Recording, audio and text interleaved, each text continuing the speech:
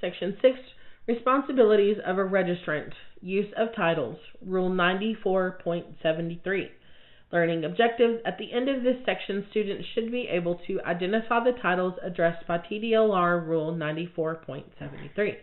List the circumstances in which a person may use a title addressed by TDLR Rule 94.73. A relevant rule. TDLR Rule 94.73, a person may not use the titles registered professional appraiser, registered tax assessor collector, or registered tax collector unless he is an active certified registrant with the department and performing official duties as a property tax appraiser, assessor collector, or collector. Elements. A person must be actively registered, certified, and performing official duties as a property tax appraiser, assessor collector, or collector in order to use these titles. Registered professional appraiser, RPA, registered Texas assessor collector, RTA, or registered Texas collector, RTC. Recording again.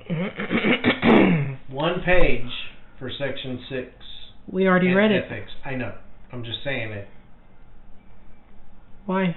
Because the listener might think, oh my God, that was only 1 minute and 14 seconds of section 6. Something's got to be missing. Just want to make sure that everybody knows there's nothing missing. It's just one page. Okay, go ahead. Section 7, Criminal Violations. Learning objectives. At the end of this section, students should be able to explain the difference between violation of a criminal law and violation of a rule or non-criminal law. Explain how theft by a public servant differs from theft by someone who is not a public servant. Explain the Texas Ethics Commission's TEC role in interpreting chapters 36 and 39 of the Texas Penal Code.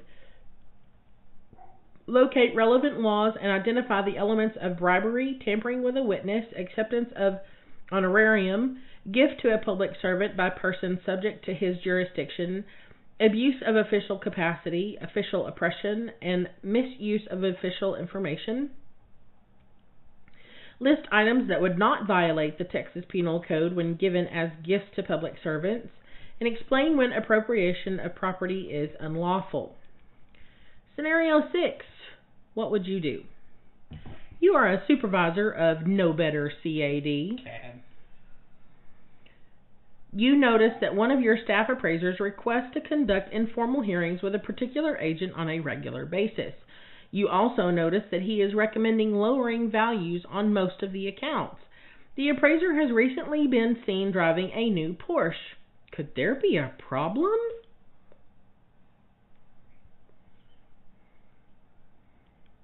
I don't know. Ethics crimes. Texans have found some ethical violations so serious that they have made them criminal offenses. As you learned in an earlier section, violating a criminal provision may subject you to a fine, a term in jail or prison, loss of your registration, and the stigma of a criminal record. Many of the laws dealing with criminal acts are set out in the Texas Penal Code, but there are criminal penalties in other laws. It is critical that you become familiar with and avoid breaking these laws in the course of your public service.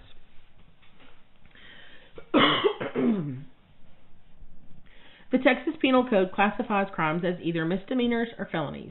They are further classified as shown in the following chart. According to the seriousness of the crime, attempt, solicitation, or conspiracy to commit a crime is generally classified one step lower than the crime itself. There are greater punishments for repeat offenders and for hate crimes. The misdemeanors. Class A misdemeanor is up to a year in county jail confinement and or a fine up to $4,000. Class B misdemeanor is up to 180 days in county jail confinement and or up to $2,000 fine. A Class C misdemeanor is not available for confinement option, and there's up to a $500 fine. Well, it's not available because there is no confinement for Class C. Which means it's not available. Bull. Not an option, Bubba. For your felonies, you can get life in prison or death by lethal injection for a capital felony. There's not a fine. There's no fine. That's because a good thing. your life is the fine. My life won't be fine if that's the problem. No. For a first-degree felony, 5 to 99 years or life in prison for the confinement and or up to a $10,000 fine. Second-degree felony is 2 to 20 years in prison confinement and or up to a $10,000 fine. Third-degree felony is 2 to 10 years in prison confinement and or up to a $10,000 fine. For a fourth degree or state jail category, there's 180 days to 2 years in state jail confinement and up to a $10,000 fine or the Class A misdemeanor punishment. And the Class A misdemeanor punishment is up to a year in county jail confinement and or up to a $4,000 fine. Ethics opinions. The Texas Ethics Commission, the TEC, has the authority to issue opinions interpreting certain sections of the Texas Penal Code. See Texas Government Code, Section 571.91. 091. Any person who is subject to these laws may ask TEC in writing for an advisory opinion. A tax professional may want to check TEC's published opinions or ask for an advisory opinion when faced with a question of penal code application. It is a defense to prosecution or discipline if a person acts on the basis of an opinion from TEC. Relevant provisions, Penal Code Section 31.03F, theft by a public servant. Statutory provision, excerpt of relevant an excerpt of relevant portions. Relevant. A person commits an offense if he unlawfully appropriates property with intent to deprive the owner of property. Appropriation of property is unlawful if it is without the owner's effective consent. The property is stolen and the actor appropriates the property knowing it was stolen by another, or the property in the custody of any law enforcement agency was explicitly represented by any law enforcement agent to the actor as being stolen and the actor appropriates the property believing it was stolen by another. Except as provided by subsection F, an offense under this section is a Class C misdemeanor if the value of the property stolen is less than $50 or $20 and the defendant obtained the property by issuing or passing a check. Or passing a check or similar cite order in a manner described by Texas Penal Code Section 31.06. 06. Oh, Lord. A Class B misdemeanor if the value of the property stolen is $50 or more but less than $500, or $20 or more but less than $500, and the defendant obtained the property by issuing or passing a check or similar cite order in a manner described by Section 31.06. The value of the property stolen is less than $50 and the defendant has previously been convicted of any grade of theft, or $20, the defendant has previously been convicted of any grade of theft and the defendant obtained the property by issuing or passing a check or similar cite order in a manner described by Section 31.06. Or the property stolen is a driver's license, commercial driver's license, or personal identification certificate issued by the state or another state. A Class A misdemeanor if the value of the property stolen is $500 or more but less than $1,500. A state jail felony if the value of the property stolen is $1,500 or more but less than $20,000. Or the property is less than 10 head of sheep, swine, or goat, or any part thereof under the value of $20,000. Regardless of value, the property is stolen from the person of another or from a human corpse or grave, including property that is a military grave marker. The property stolen is a firearm, as defined by Section 46.01. The value of the property stolen is less than $1,500 and the defendant has been previously convicted 2 or more times of any grade of theft. The property stolen is an official ballot or official carrier envelope for an election, or the value of the property stolen is less than $20,000 and the property stolen is aluminum, bronze, copper, or brass. A felony of the 3rd degree if the value of the property stolen is $20,000 or more but less than $100,000, or the property is cattle, horses, or exotic livestock or exotic fowl as defined by Agriculture Code Section 142.001, stolen during a single transaction and having an aggregate value of less than $100,000, or 10 or more head of sheep, swine, or goats stolen during a single transaction and having an aggregate value of less than $100,000.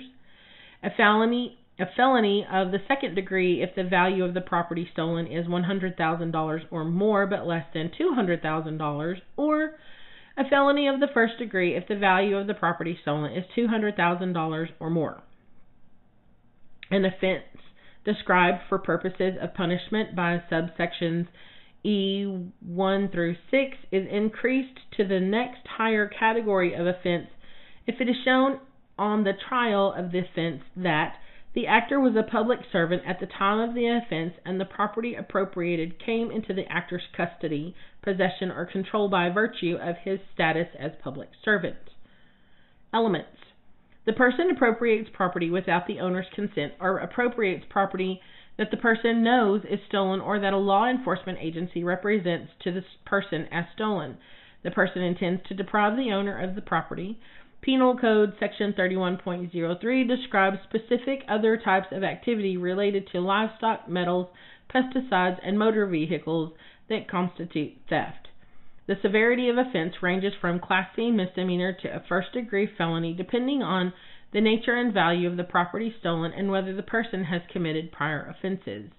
The severity of offense is automatically raised to the next level, for example, from 2nd-degree felony to 1st-degree felony, if the person is a public servant and the property appropriated came into the person's custody, possession, or control by virtue of the person's status as a public servant.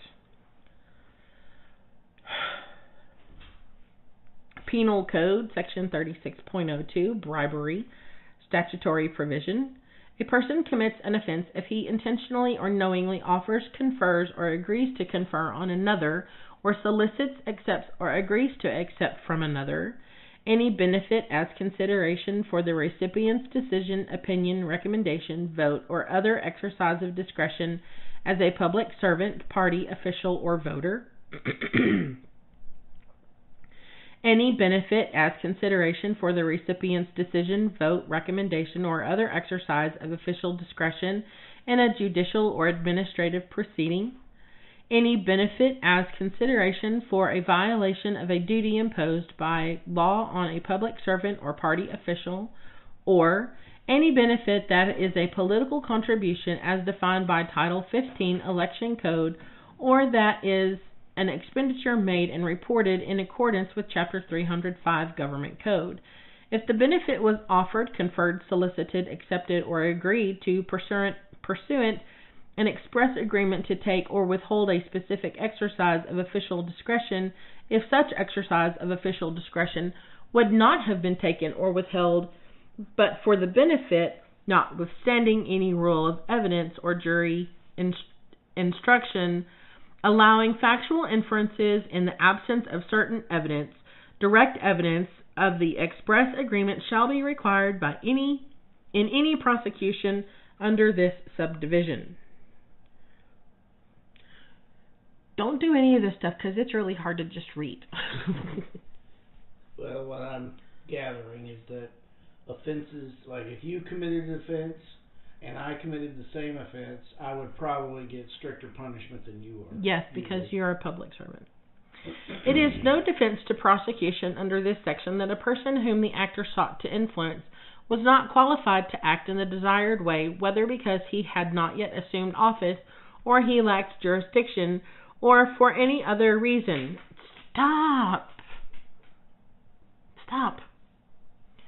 Chapters 36 and 39 Penal Code. It is,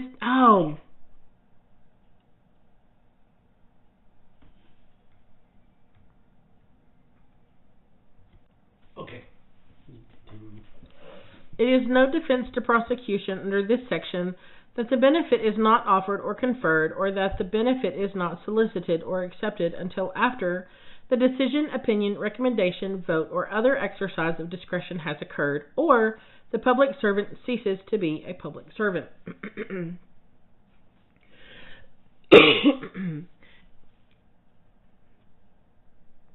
It is an exception to the application of subdivisions 1, 2, and 3 of subsection A that the benefit is a political contribution as defined by Title 15 Election Code, or an expenditure made and reported in accordance with Chapter 305 Government Code.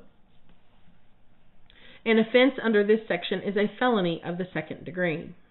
Elements: the person knowingly offers, confers, agrees to confer a benefit. The person knowingly solicits, accepts, or agrees to accept a benefit as consideration for the recipient's decision, opinion, recommendation, vote, or exercise of discretion as a public servant.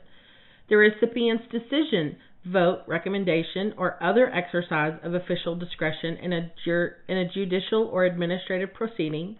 The recipient's violation of a duty imposed by law as a public servant. Benefit means anything reasonably regarded as pecuniary gain or pecuniary advantage, including benefit to any other person in whose welfare the beneficiary has a direct and substantial interest. The Texas Ethics Commission has opined that small amounts of food, pins, and regular and similar trinkets are not benefits for the purposes of the bribery statute. On the other hand, in advisory opinions,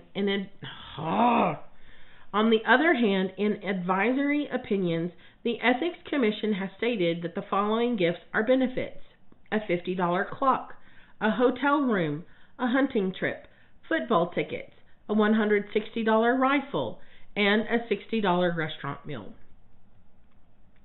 It is not a defense to prosecution under this section that the official has not yet taken office or lacks jurisdiction in the matter. Neither is it a defense that the benefit is not offered, conferred, solicited, or accepted until after the official makes the decision or leaves office. A political contribution or expenditure may be considered a bribe if there is an express agreement to take or withhold a specific exercise of official discretion solely because of the bribe. Violation is a second-degree felony. Penal Code Section... Hold it.